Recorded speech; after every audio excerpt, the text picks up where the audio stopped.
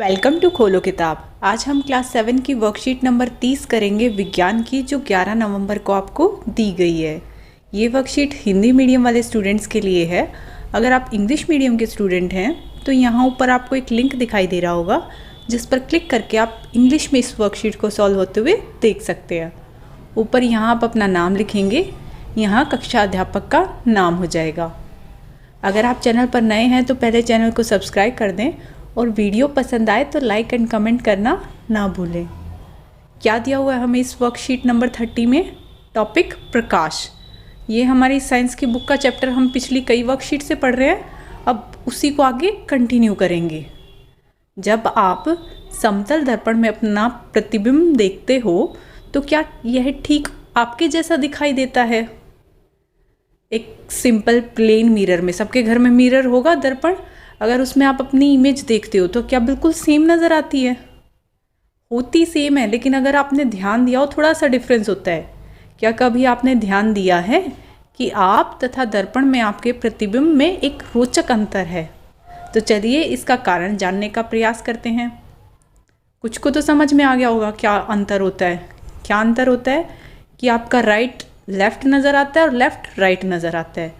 आप अगर मिरर के सामने खड़े हो जाओगे, अपना राइट हैंड ऊपर करोगे तो सामने मिरर में आपको ऐसा लगेगा जो इमेज मिरर में बनी हुई है, जो प्रतिबिंब बना हुआ है उसका लेफ़्ट हैंड ऊपर है। आपने तो राइट किया हुआ था, पर सामने वाली इमेज का लगेगा लेफ़्ट हैंड ऊपर है। ऐसे राइट लेफ़्ट हो जाता है और लेफ़्ट राइट हो जाता है। मतलब जो दक्षिण वाला होता है, ये दक्षिण या वाम, हिंदी में से बोलेंगे दक्षिण या वाम। लेफ़्ट राइट हो जाता है, राइट लेफ़्ट हो जाता है इंग्लिश में, और हिंदी में बोलेंगे हम दक्षिण या वाम। दर्पण द्वारा बने प्रतिबिंब में बिंब का वाम भाग प्रतिबिंब के दक्षिण भाग की भांति दिखाई देता है और बिंब का दक्षिण भाग प्रतिबिंब के वाम भाग की भांति दिखाई देता है। मतलब जो आपकी राइट साइड में था वो लेफ्ट साइड दिखाई देगा, जो लेफ्ट साइड था वो राइट साइड दिखाई देगा, जो दक्षिण का था वो वाम दिखाई देगा, जो वाम है वो दक्षिण में दिखाई देगा। आप ट्राई भी कर सकते हो मिरर के सामने खड़े होकर, बिल्कुल एग्जैक्ट आप जो भी एक्शन आप खुद के करोगे, राइट हैंड मूव करोगे, लेफ्ट हैंड मूव करोगे, तो सामने इमेज में आपको उसका उल्टा नज़र आ रहा होता है।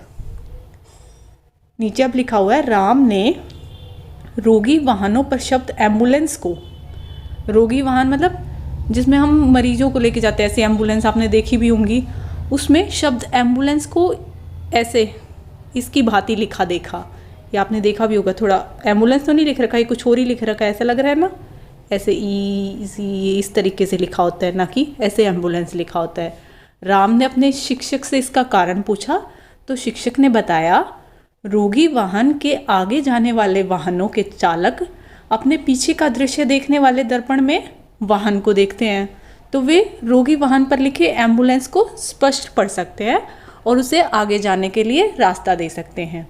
क्या बताया उसकी टीचर ने उसे कि जब आप जैसे आगे कोई गाड़ी जा रही है तो वो अपने मिरर में देखता है पीछे क्या गाड़ी आ रही है क्या नहीं आ रही है, मिरर से ही पता चलता है ना। गाड़ी में आगे मिरर लगे होते हैं, उनमें देखते हैं पीछे क्या गाड़ी आ रही है।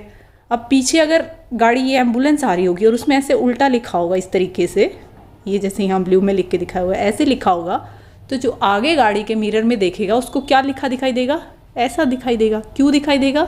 क्योंकि दक्षिण या वाम, लेफ्ट और राइट का चेंज हो जाता है मिरर में, तो ये चेंज होके हमें मिरर में कैसा दिखाई देगा? ऐसा।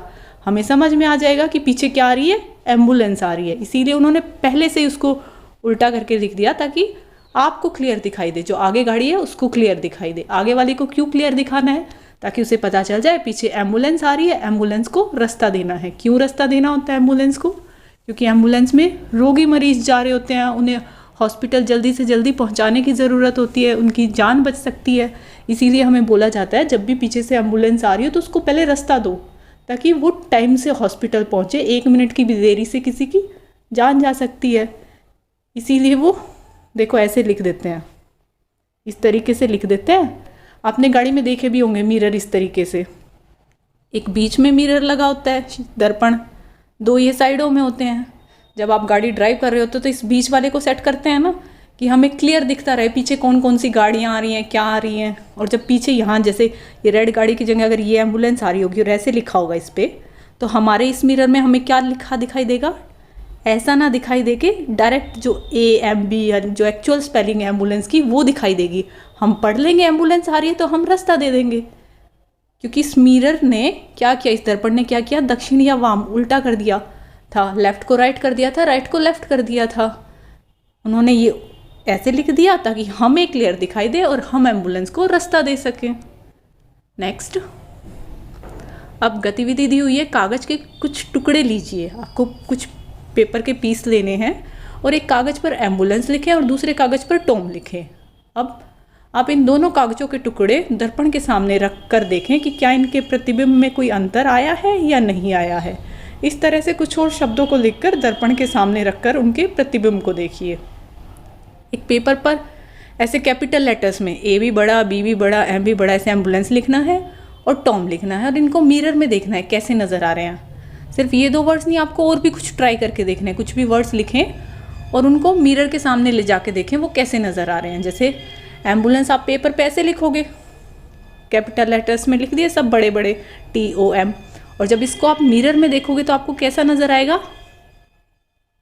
एम्बुलेंस तो ऐसा नज़र आएगा और टॉम कैसा नज़र आएगा, ऐसा नज़र आएगा, MOT ऐसा नज़र आएगा।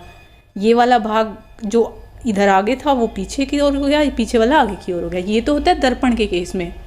और जब आप पानी में देखेंगे ना इमेज को तो वो बिल्कुल उल्टी हो जाती है, वो हो जाती है ऊपर वाला नीचे हो जाता है, नीचे वाला ऊपर हो जाता है। दर्पण में तो दायां बायां ये आपस में बदलते हैं और पानी में ऊपर नीचे आपस में बदलते हैं। अभी हम पानी की नहीं देख रहे हैं, अभी सिर्फ दर्पण का हमें पाठ में प्रकाश में वही दिया हुआ है, वही देखेंगे। आगे हम पानी में कैसी इमेज बनेगी, कैसा प्रतिबिंब बनेगा वो देखेंगे। तो आप बाकी वर्ड्स भी लिख के एक बार मिरर के सामने ले जाके देखें। सबके घर में दर्पण हो गई, देखिए कैसा दिखाई दे रहा है वो शब्द आपको। अब प्रश्न उत्तर में क्या दिया हुआ है, पहला प्रश्न है कागज के टुकड़े पर अपना नाम लिखें और उसे दर्पण के सामने रखें।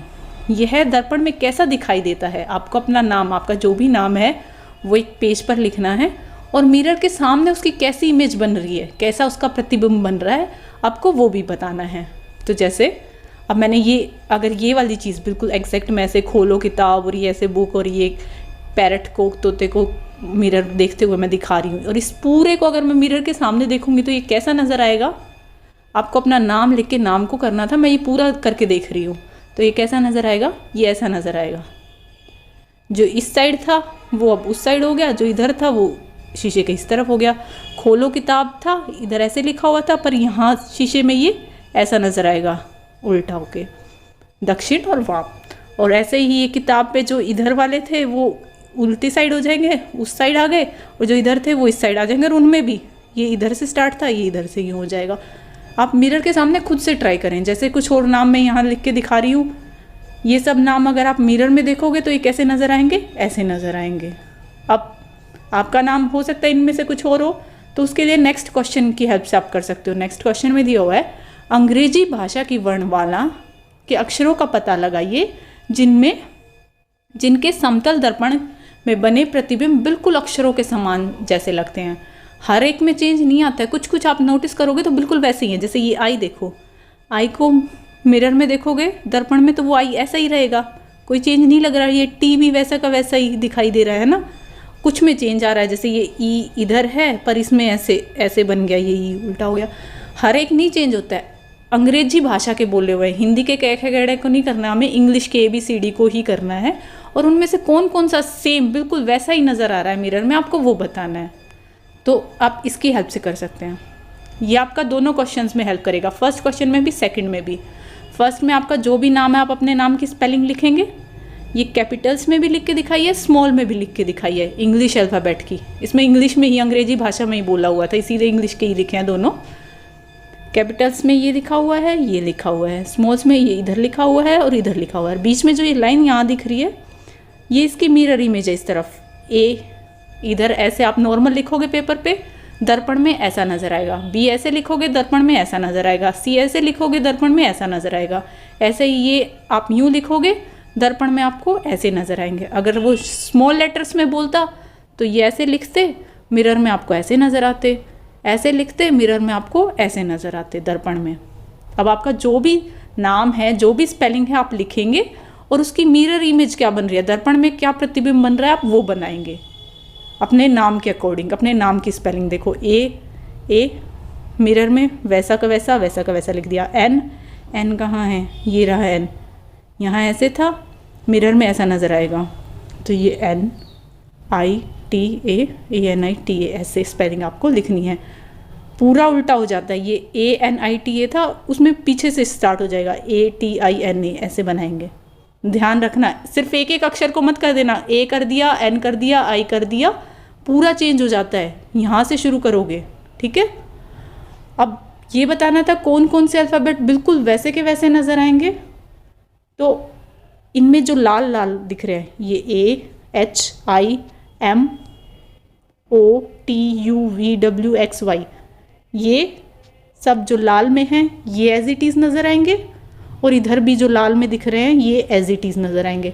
आपको सेकंड के आंसर में जो लाल में लिखे हुए हैं सिर्फ ये लिखने हैं, जिनका प्रतिबिंब बिल्कुल वैसा का वैसा नज़र आता है, कोई चेंज नहीं होता है। बाकी सब में चेंज नज़र आ रहा है, बस इनमें कोई चेंज नहीं हो रहा। यू मिरर में भी वैसा ही दिखेगा, दर्पण में भी, और नॉर्मल लिखोगे वैसा ही दिखेगा, टी भी वैसा ही दिखेगा। तो आप सेकंड के आंसर में जो रेड में दिए हुए हैं लाल रंग से, सिर्फ ये आंसर में लिखेंगे, क्योंकि इनका प्रतिबिंब बिल्कुल वैसा का वैसा बनेगा, जैसे वो लिखोगे बिल्कुल वैसा ही प्रतिबिंब बनेगा।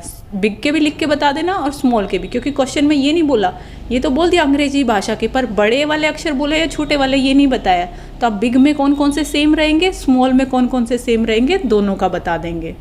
इसी के साथ ये वर्कशीट आपकी कंप्लीट हुई। मिलते हैं नेक्स्ट वीडियो में अगली वर्कशीट के साथ। Don't forget to like, comment, share and subscribe the channel. Thank you.